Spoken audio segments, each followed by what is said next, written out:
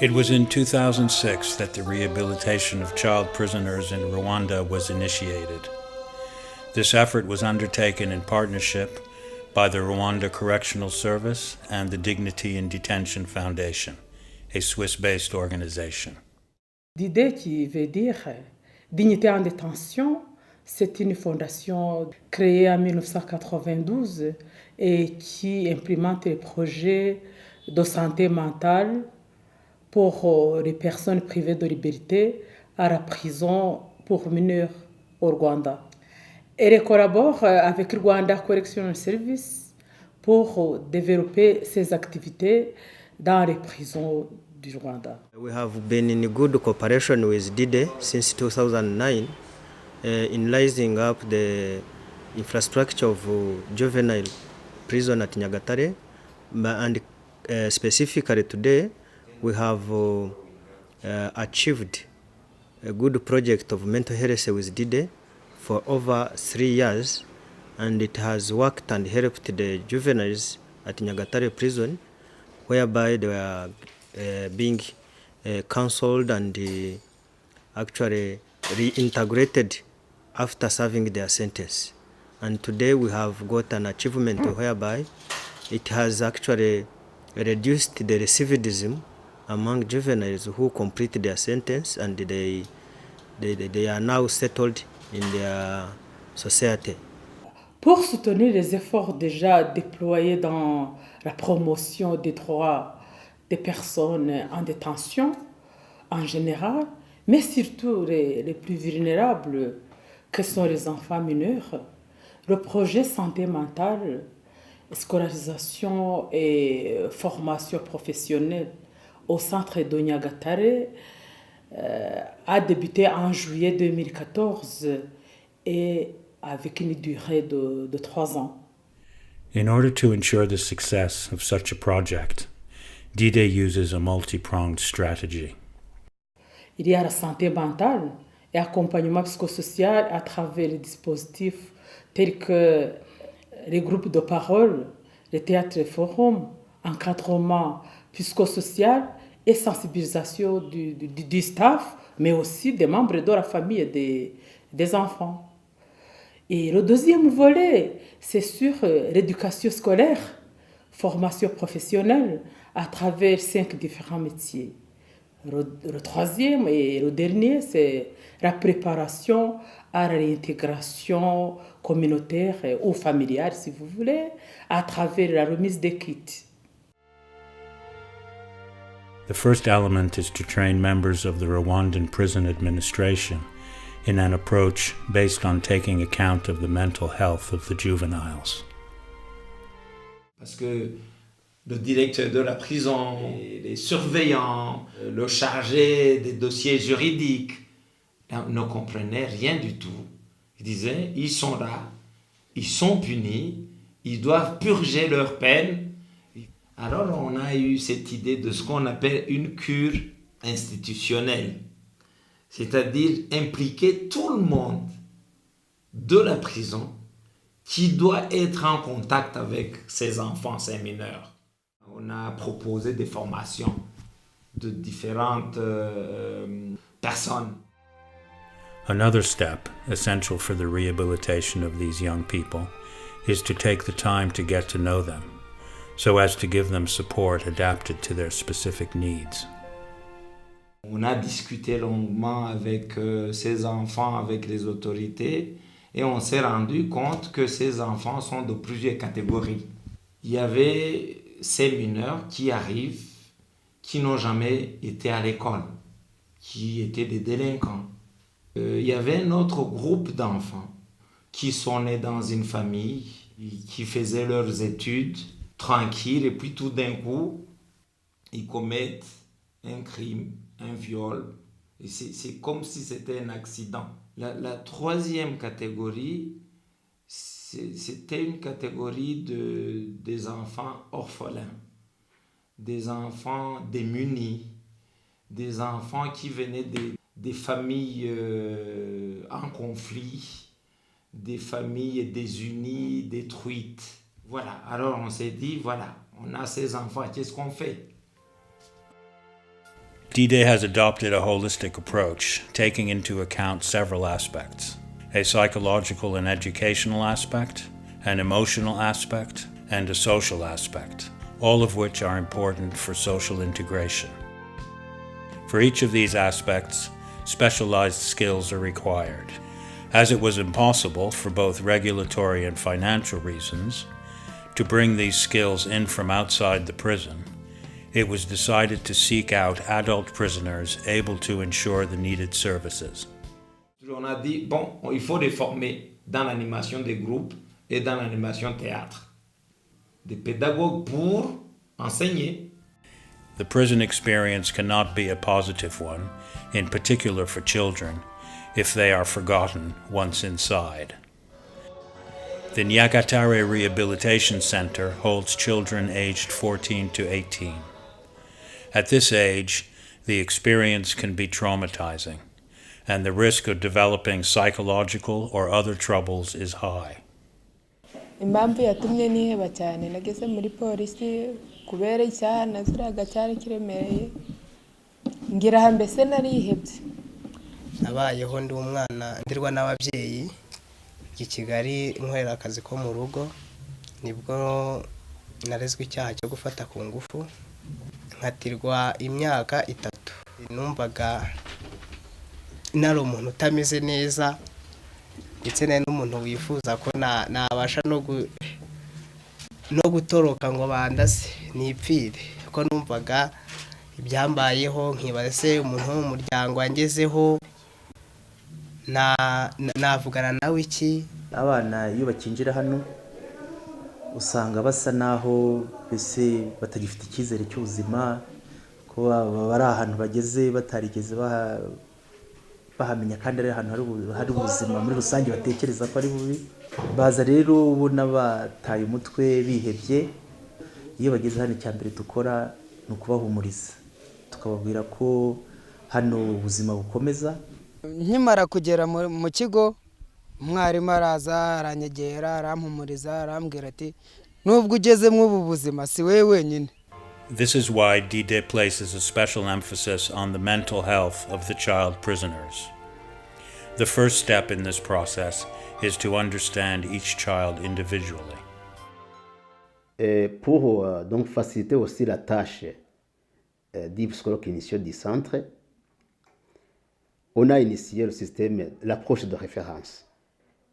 Chaque encadreur a un nombre de mineurs qui suit jour par jour.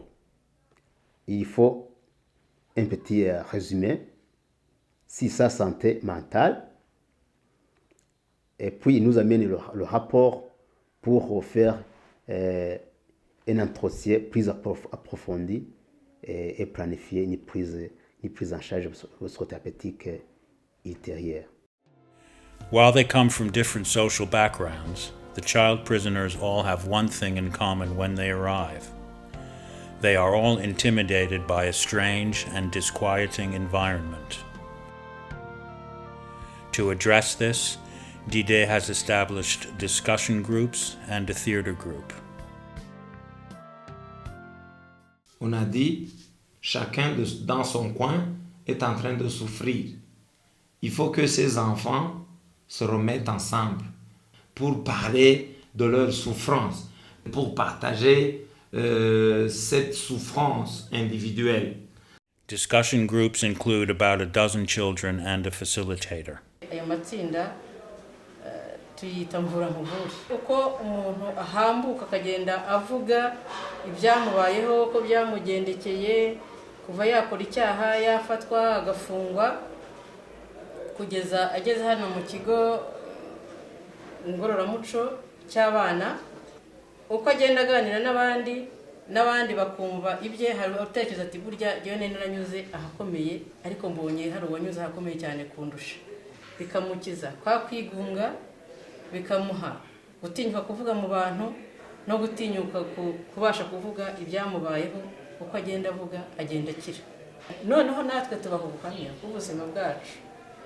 Iyo tubahaye ubuhamya nawe aratinyuka akaguha nta gutinya, akaza kukubwira nk'uko umwana abwira umubyeyi mu rugo icyo akeneye. navuye mu rugo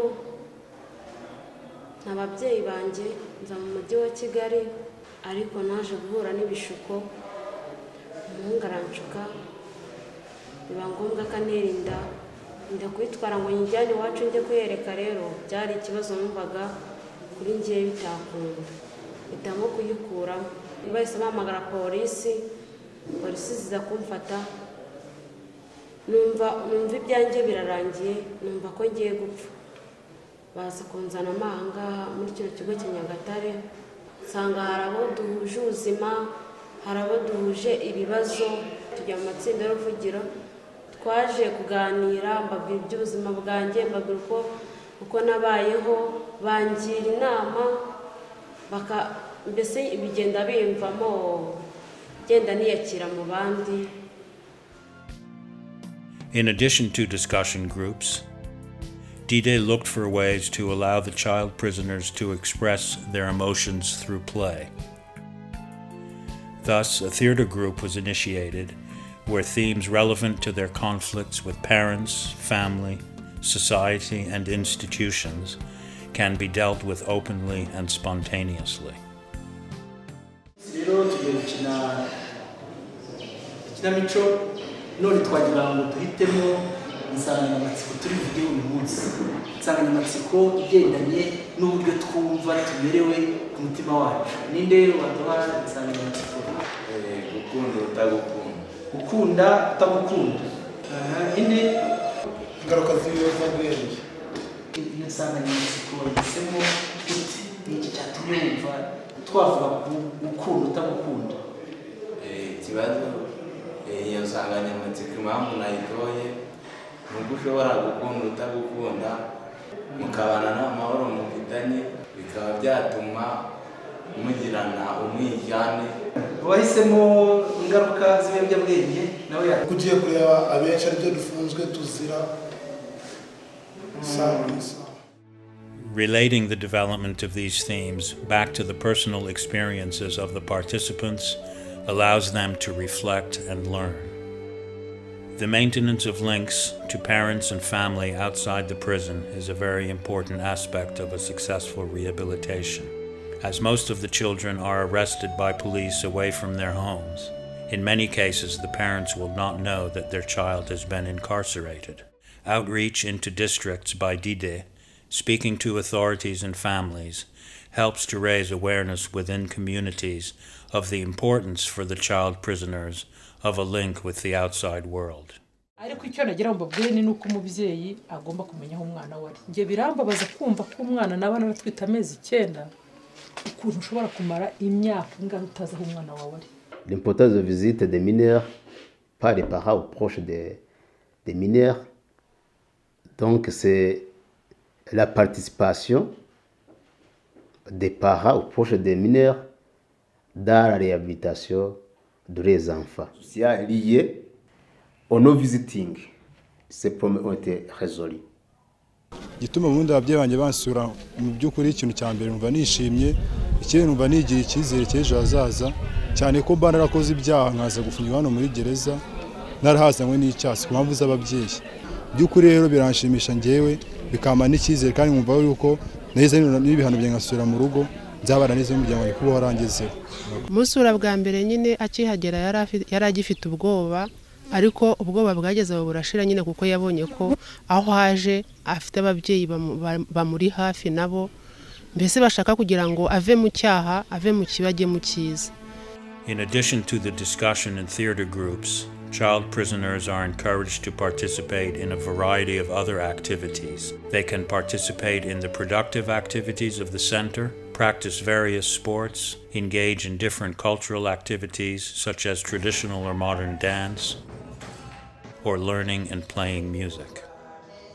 All of the measures and support directed at the child prisoners have one overarching objective: to equip the children so that their re-entry into society can be successful.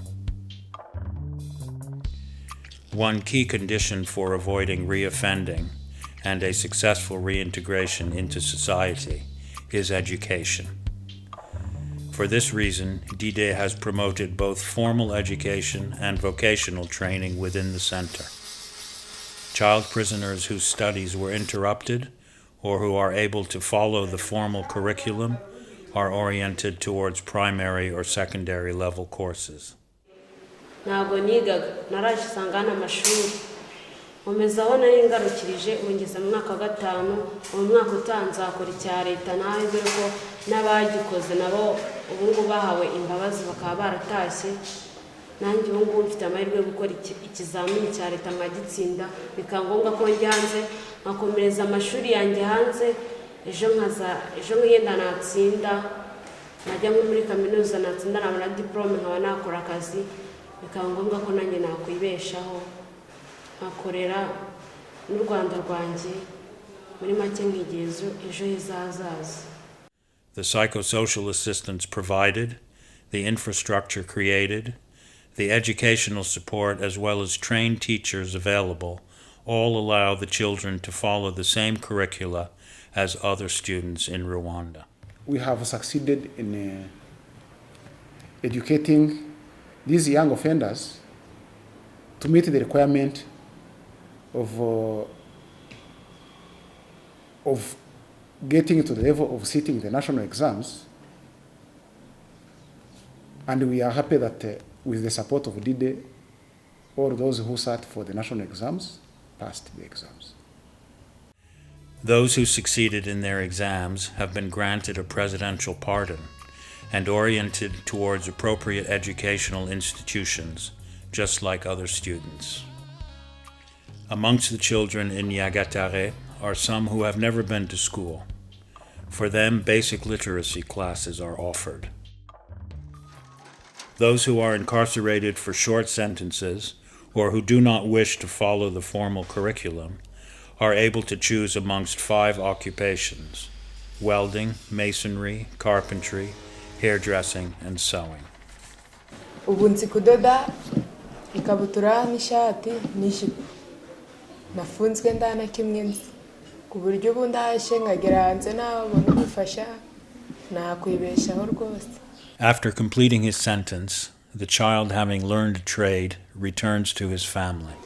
Nafunzwe ndi umwana mutoya ubona nazize icyaha cya viwa none rero nkaba naragezeyo njya kugororwa mu kigo ngororamuco cya Nyagatare barangorora bagezeho bamaze no kungorora ngezeyo ndiga maze kwiga ndibanyigisha n'umwuga ariko ubwo nagezeyo ndi umwana wananiranye ariko ubu ngubu siko nyiri naragorowe barangorora none ubu ngubu sigaye ndi umwana wumvira ababyeyi mbere narigeze kirara sinumvira ababyeyi aho kugira ngo mbumvire ahubwo nkatinzira nkigendera nkajya kurara mu gasozi none ubu ngubu naratukuje nguma hamwe none ubu ndi kumwe n'ababyeyi nta kibazo tugifitanye ubu ngubu uko yemeye naje nkamusaba imbabazi akemera no kunyingorera uko namutekerezaga siko namubonye nukuri yaje yarahindutse mwarakoze namwe kumugira inama no kumufasha kumurera yarigize ikirara nkuko yabibabwiye ariko mu by'ukuri nukuri nanjye namutangira ubuhamya bwose nta kibazo mfitanye nawe. So many of them are finding that it is not like a prison, it is like a home. Thanks for DiDé for supporting that. Now, DiDé also has been making a follow-up, partnering with Rwanda Correctional Service. We follow them after their sentence in prison and go to their homes and see what they are doing. Keep advising them on how to behave. And to add on that, Fondation DiDé has been giving them the kit, depending on the trade they have, the trade. To help with the reintegration, DiDé makes available to each a set of equipment allowing them to rapidly begin earning money. It has been observed that former inmates are fitting in well, providing services to society, earning money, and finding a place amongst their peers. Numva barampamagaye ngo ngwino ufate ibikoresho by'imyuga wize. Ukanigira inama yo kuvuga ati rero ntago nakorera mu cyaro, reka nze mu mujyi aba ariho nshakira ubuzima. Fondation ndayibonye ndebe ko nanjye natera imbere nk'abandi. Nuko mbanye neza n'abantu, mbashije kwiyishyurira inzu y'ibihumbi 10 ku kwezi, mbashije kwambara umwenda mwiza nk'abandi, n'ibindi biracyaza. Ubu ndimo gushaka kujya mu kibina gitura 5,000 ku kwezi. Ibikoresho babimpereye ku murenge wo kwivuko, ako nabwo aka gakoresho nako kagira icyo kamfasha. Ni igikoresho cyaziye igihe kuri njyewe. Iyo umukiriya aje ndamudodera, kabasha kubona gafaranga. Nuko ngubwo nimba mvuze ngo ubu nihaga no bani mu kwezi nge mbara mvuge ni kwezi nkore yaya, ubundi nyabitse hase ntihabura n'ibindi bikorwa umuntu ashyiramo kugira ngo byunguke nabyo kaza kabonamo. Ariko nayo gahunda none yo guhanga mba numva ntayishyira hasi. The quality of the reintegration of ex-inmates can be measured by the appreciation shown by family and neighbors. Ubona rero nta kibazo mu rugo n'abana rwose n'umuntu nshobora kuba nasiga kurwa nkumva ko umusize umuntu nyuma nta kibazo mbafite. Ubu nta kibazo rwose kandi mu baturanye banye nawe neza nk'uko yababwiye, ubu nta kibazo dufitanye. The project is nearing its conclusion. What will happen now with the procedures put in place in the prison? What future for the child prisoners still in detention? What future for the DiDé RCS partnership? Donc le RCS et la prison de Nyagatare a songé si la sortie ou bien la manière de survivre après le départ de DiDé. Sur ce, on a songé sur le projet de couture qui est fondé sur une activité qui est déjà DiDé financée.